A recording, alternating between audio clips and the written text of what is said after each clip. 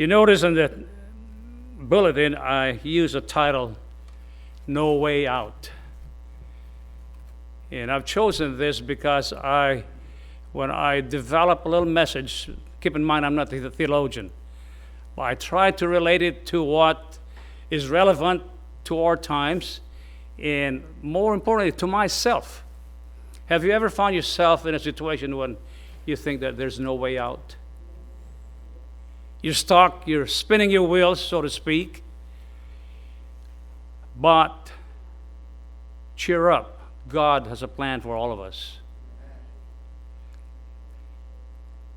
I start out with a story of a news reporter, actually, from way back in 2004. The question was asked by a lot of people, why weren't we warned? Why weren't we warned? You like warnings? Warnings for hurricanes, storms, so we can prepare? In this case, people were not warned. This was the question asked by so many angry people of India after a devastating tsunami hit them in December of 2004. For 2.5 hours, the tsunami sped at jet plane speed, we're told, towards the Indian coast. Yet, nobody was warned. The waves struck India and Thailand and submerged the Air Force base on the Indian island of Car Nicobar, about 1,200 kilometers from mainland India. Yet, nobody warned the public of what had happened. It was reported that the Indian Meteorological Society Service knew about the earthquake that triggered a tsunami, that within minutes, yet nobody was warned. Minutes after the deadly water struck, the sea began to rapidly recede from the western shores. People went to gather fish and shells, seemingly having fun. But they never knew that the receding waters were just signaling the coming back of the sea. But this time with a force that would kill thousands of people. Nobody warned the people of the coming destruction, and those who saw some signs of the coming destruction did not know what to do with it. And some may have known, but they chose to ignore the signs. The neglect of the authorities to warn the public, the ignorance of the people as to what the signs might have meant, they ignored the signs. All this contributed, unfortunately, to a large loss of lives from the tsunami. I can still vividly picture the news reports of the tsunami that destroyed India. This scenario brings to mind the sudden and subtle arrival of a tsunami that hit the world in 2020. No, it wasn't a catastrophic flood of waters, but of a silent, invisible wave that engulfed the entire world so rapidly that we were all taken by surprise. There were early warning signs for sure, but the authorities didn't know what to make of it or what to call it. Doctors hesitated to voice their concerns lest they be accused of creating a panic. Remember the story of that Chinese ophthalmologist in Wuhan, China? He began to suspect that there was a pattern in this infection that was hitting the people in Wuhan, China. And he recalled that it sounded like SARS from way back when he was an intern. He began sounding the alarm, but his superiors silenced him. He himself eventually contracted the virus, which was now then called COVID-19, and he eventually succumbed to the virus. We lived through those days in 2020 that shattered our lives, our country, the whole world. We were caught unprepared to handle the thousands upon thousands of sick people. And yet today, not learning from those experiences, the country at some point seems to be going backward instead of forward. Somehow we're slow to learn. You remember those months when all we saw on TV was the crisis in the epicenter in New York? The beginning, the first case, which was actually in the state of Washington, in a nursing home, devastated hundreds. We just didn't know what to do. We were learning, so to speak. New York went through a crisis. Then it spread worldwide. Italy, India, Indonesia, the Philippines, my own country. Right now, we're still struggling to contain the virus. We don't have enough resources. We don't have the means. We are on lockdown, so to speak. And what a terrible experience that would be.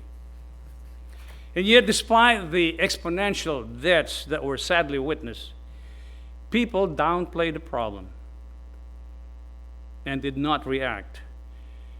Just like those people who frolicked on the beach that developed when the waters rushed out to sea, the folks carried on with their lives, doing business as usual, not heeding the warnings and precautions that were given, which rapidly caused a rapid rise in cases.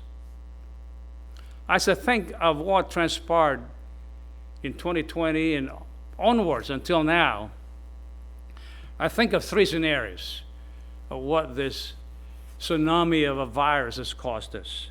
Number one, this tsunami derailed our world in so many ways. Profound anxiety and fear led to the uncertainty of the trajectory of this virus. The uncertainty has led to enormous rise of depression. Depression. We're told that during this period of time, the prescriptions for antidepressants went up to the millions. Could you believe that? People could not handle the stress because of the isolation, the separation from family, from friends. It's so difficult when children cannot go back to school, be part of their school and their schoolmates. When we can go back to work, everybody had to work from home. Business entities shut down, leading to a ripple effect of loss of earnings, loss of work, bankruptcy, people being shut out of their homes, being evicted. Second scenario, it caused restlessness and rebellion. Remember those, people who would walk out there and create trouble on the streets. Anger and distrust towards the leadership of the country spilled over into the streets. Riots, demonstrations causing untold destruction and loss of lives. Frustration, anger, distrust, wavering of faith are the roots of rebellion. Loss of lives, the ultimate result of this tidal wave. Unfortunately, it can go up when people disregard or don't heed warnings. When we're advised to mask up, wash your hands, practice good hygiene, distancing, people refuse to do so. Thinking, oh, I'm invincible. I can handle it. I've got the good immune system. But, friends, not listening to science can lead to unnecessary deaths.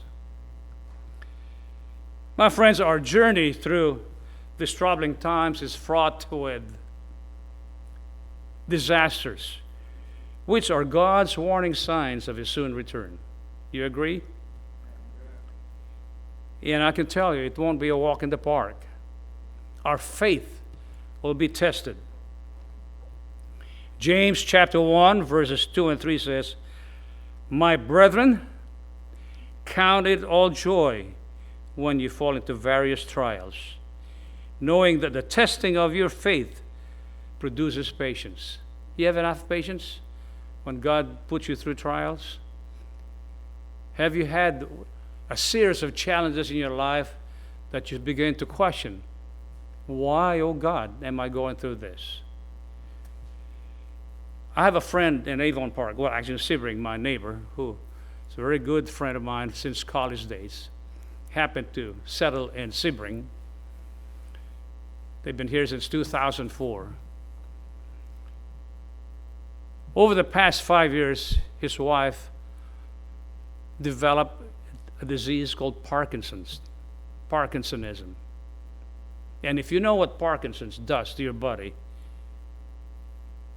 you'd be praying for these people. It's a slow, gradual deterioration of your movement, of your ability to function. Eventually will also affect your mental capacity. My friend's wife is now far advanced Parkinson, requiring total care. And my friend provides it 24/7. 24/7. He's not even a nurse. It has caused him to be in despair, asking God, "Oh Lord, I'm running out of patience, but please give me more. Give me more patience." If you are like most of us, we watch the news, but lately I've chosen not to turn on the TV anymore. There's no more good news that you can find or hear or see. Today, killer earthquakes, just like we've seen so many times in the past. In Alaska, there was one recently with a magnitude of 8.7 on the Richter scale, followed by a tsunami warning, which thankfully did not happen. Destructive tsunamis, raging fires in the Northwest, monster hurricanes, tornadoes, devastating floods here and in Europe. They flattened out communities. Homes being destroyed, people are dying from the virus. Tears are flowing. Heartbreaking. Have you ever been through an earthquake, a real good one? 10 years ago, we were in a medical mission in Honduras. We arrived without a luggage, which was left in another city. So we went to sleep tired. And all of a sudden, early in the morning, the ground shook. And I said, "Is there a train nearby?" We were up in the mountains. And then the power went out, and we got up and realized we had just gone through an earthquake. And then, all of a sudden, the cell phone started ringing. Said, "There is a tsunami warning coming from San Pedro Sula in Honduras." But thank God we were up there. But the shaking will shake you on your feet. But we know that Jesus himself predicted this. Luke 21:25 and 26 reads, "And there will be what? Signs in the sun, moon, and in the stars, and on the earth distress of nations, with perplexity, the sea and the waves roaring, men's hearts failing them for fear, and expectations of those things which are coming on the earth, for the powers of the heavens will be shaken." Is that happening? Here Jesus predicted that numerous signs will occur. Some will appear in the sky, while others will take place on earth amidst distress of nations. The word distress resembles stress, which perfectly describes our life today. We are full of stress. Humans are stressed out. After the distress of nations, Jesus added, with perplexity. The original Greek word for perplexity actually means with no way out. Have you ever found yourself perplexed on some problems that have confronted you? After perplexity, Jesus continued with sea and waves roaring. This language perfectly describes tsunamis, which are large waves that roll across the sea that are often triggered by earthquakes. As we watch these scenes unfold, the question often comes up, what next? What's ahead of us? Luke 21, verses 27 and 28 reads, "Then shall they see the Son of Man coming in a cloud with power and great glory." What a beautiful scene that would be. Now, when you see these things begin to happen, look up and lift your heads. For what? Your redemption draweth nigh. This serves as a warning for unbelievers to get ready before it is too late. I like the story of the narrative in Exodus 13, which we'll touch upon briefly. Exodus 13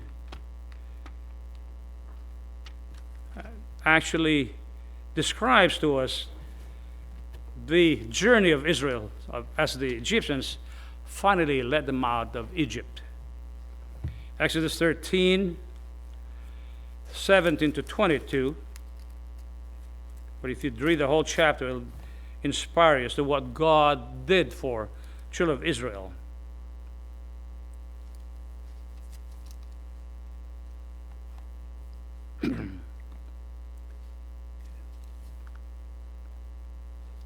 If I could get my glasses straight.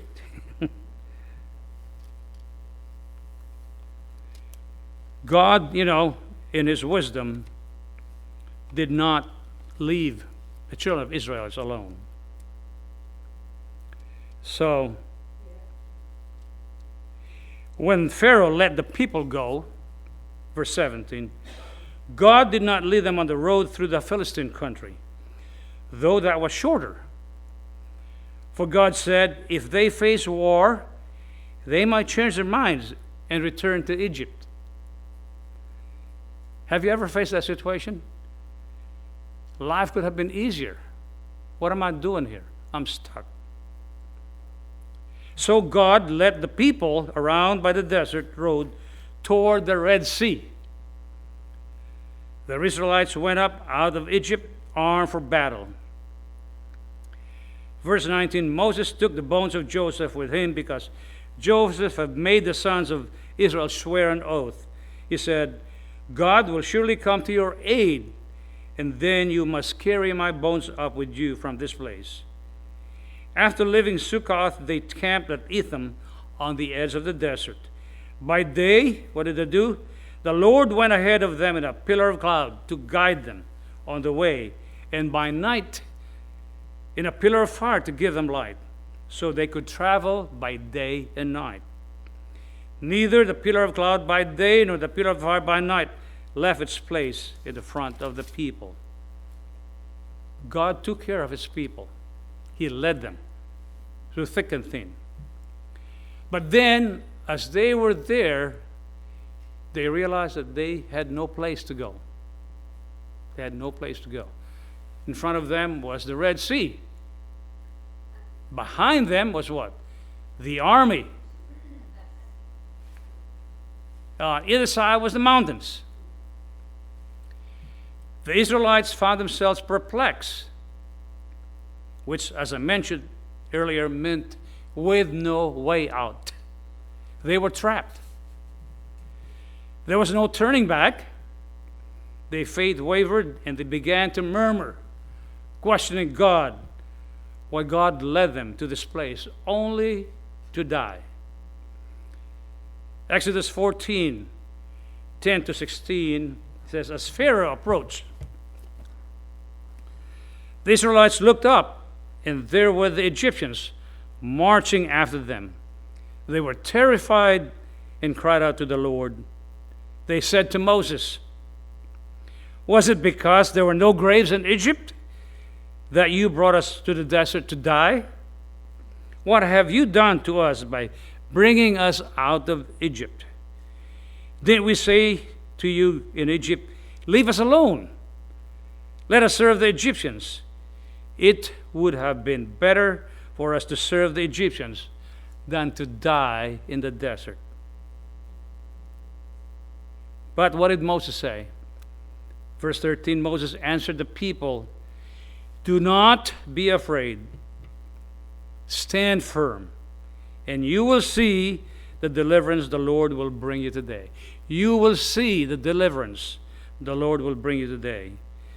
For the Egyptians you see today, you will never see again. The Lord will fight for you. You only need to be still. And what did God do?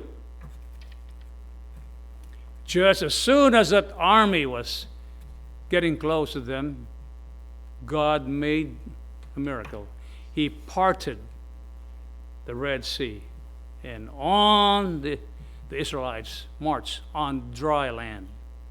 Bible commentary says here that God in His providence brought the Hebrews into the mountain fastnesses before the sea, that He might manifest His power of deliverance and signally humble the pride of the oppressors.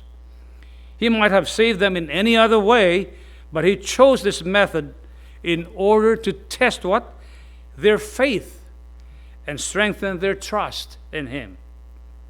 The people were tired, they were terrified, yet if they held back when Moses bade them say, "Go forward," God would never have opened the path for them. It was by faith that they passed through the Red Sea as dry land. In marching down to the water, they showed that they believe the Word of God. That's a lesson for us to learn. Do you believe what God tells you to do? Do you listen to His Word when He speaks to you? Sometimes the imagination takes over. We fear the impending ruin and death. But the voice of God speaks clearly to us. It says, "Go forward, not backward." We should obey this command even though our eyes cannot penetrate the darkness and we feel the cold waves about our feet when we can go nowhere. The obstacles that hinder our progress will never disappear before a halting, doubting spirit. You can't afford to doubt God. Unbelief whispers, "Oh, let us wait until the obstructions are removed and we can see our way clearly." But faith courageously urges an advance, hoping all things, believing all things. You know, Moses faced a huge challenge as he led the Hebrews out of Egypt. They murmured, they complained, and they played the blame game. But Moses reminded them, as recorded in Deuteronomy 1:30-31, as was read earlier, "There you saw how the Lord your God carried you as a father carries his son, all the way until you reached this place." God will carry us out, carry us. In 2019, Hurricane Dorian overwhelmed the islands of the Bahamas with intense rain, wind, and flooding.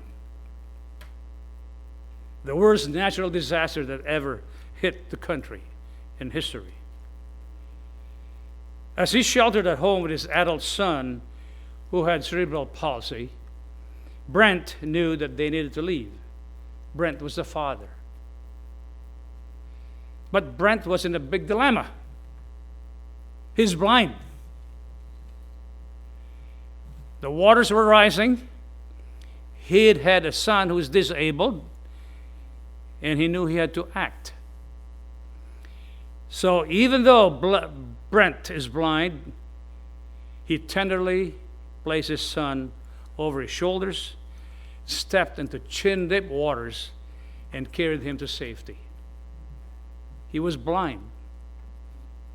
Can you do that when you're blind? Would you do that for your children?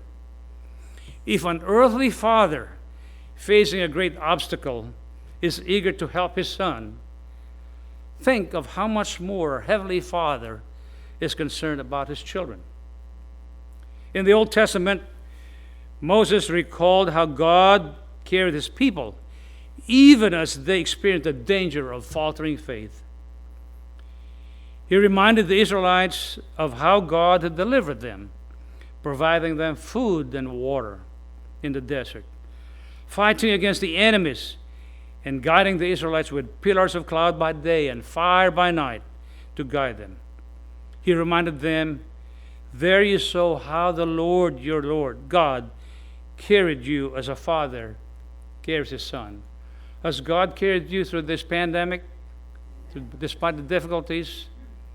Have you gone hungry? No way. There's food all over the place. In fact, we have more than enough food. But the Israelites' journey through the wilderness wasn't easy, and their faith waned at all times. Like the Israelites, our own journey won't be easy. But we will see evidence of God's protection and provision during these trying times. The image of a father carrying a son tenderly, courageously, and confidently is a wonderful picture of how God carried his children. He can do the same for us today, even as we face challenges that test our faith. Remember that God is there carrying us through because, yes, there's a way out. Definitely a way out. Now, going back to the initial question on the story, why weren't we warned? Why weren't we warned? Jesus, some 2,000 years ago, gave the people a warning as to what might happen just before he comes. Matthew 24:7 reads, for nation shall rise against nation, and kingdom against kingdom. And there will be what? Famines, pestilences, earthquakes in various places. All this we're told at the beginning of sorrows. Are we there yet?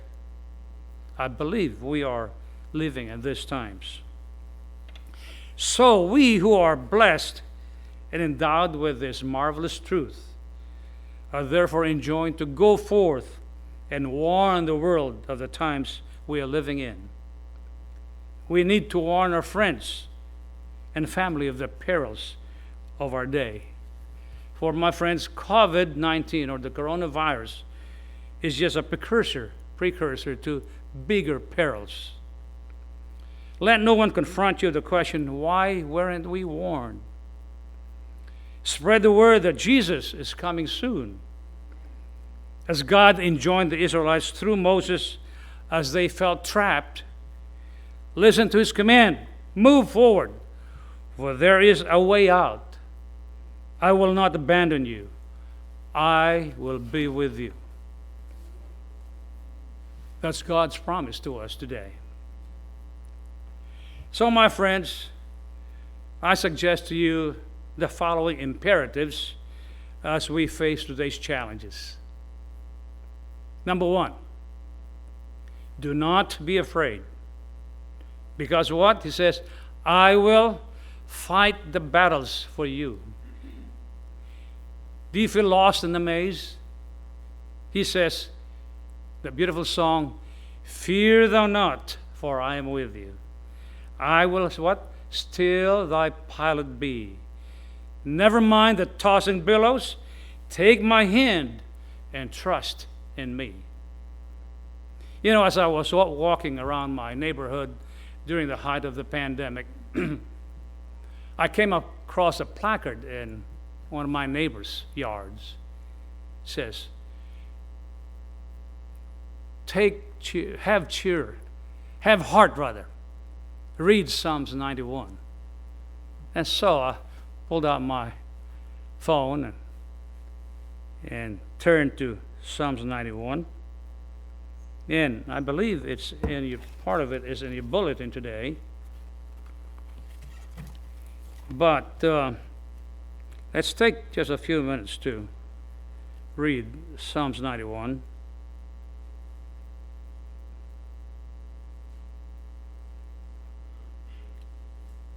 because it contains a lot of promises for us. Starts out, he who dwells in the secret place of the Most High shall abide under the shadow of the Almighty. I will say of the Lord, he is my refuge and my fortress, my God, in whom what? I will trust. Surely he shall deliver you from the snare of the fowler and from the perilous pestilence. He shall cover you with his feathers, and what under his wings you shall take refuge. His truth shall be your shield and buckler. You shall not be afraid of the terror by night, nor the arrow that flies by day, nor of the pestilence that walks in darkness, nor of destruction that lays waste at noonday. 1,000 may fall at your right side, and 10,000 at your right hand, but it shall not come near you. Only with your eyes shall you look and see the reward of the wicked. Because you have made the Lord, who is my refuge, even the Most High, your dwelling place, no evil shall befall you, nor shall any plague come near dwelling. Verse 11, for he shall give his angels charge over you, to keep you in all his ways. What a beautiful promise. Angels will always be around us, to keep watch over us. Second imperative and promise of God is, stand still and see the salvation of the Lord. For the Lord will fight for you, and hold your peace. Be still and know that I am God. Listen, learn to listen, that still small voice in the quietness of your heart. Then he will give you peace. The song reads, be still, my soul. The Lord is on thy side. Bear patiently the cross of grief or pain. Leave to thy God to order and provide. In every change, he faithful will remain. Be still, my soul, when chains and tears are past. All safe and blessed, we shall meet at last. And finally, the third imperative, which I want to share, go forward. Onward, Christian soldiers, marching as we war. Not backward. Do not be afraid of your enemies, seen or unseen. Do not be afraid of this virus. It will be under control with God's help. With his power, he will part the Red Sea of your life. Have you ever confronted the Red Sea in your life? There's so much terror, so much fear, and that Red Sea doesn't want to seem to part or break up. For he has promised, I will provide a way out. Listen to this. Not all storms come to disrupt your life. Not all storms come to disrupt your life. Some come to clear the path. You believe that? We've been through enough hurricanes in our lifetime here. I've lived through a year when we had 3 hurricanes back to back. It took me a month to clear my yard of all the broken trees. But some hurricanes, some storms come to clear the path. It will be smoothed out. How true indeed, because God will provide a way out. So today, as a community of faith, as I ask that we not only warn our friends, but share the good news of salvation, of God's love.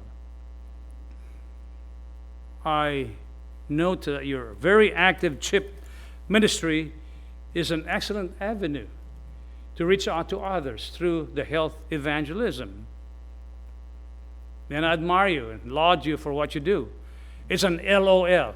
It's not laugh out loud, but it's a labor of love that we do to bring Christ into the fold through the health ministry.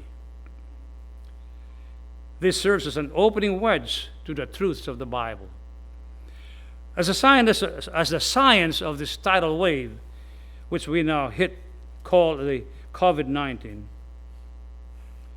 as it is evolving, it is also an excellent opportunity to remind our friends of the imminent return of Jesus. The end times are upon us. even at the door. So let us listen to common sense and recognize that God has endowed a lot of people with wisdom as they develop more treatment options which have been tried and proven, in a spirit of understanding, a spirit of acceptance, a spirit of reconciliation will see us through the storms of life. Yes, the imperatives that I want to live with you today is number one, do not be afraid. Stand still and see the salvation of the Lord.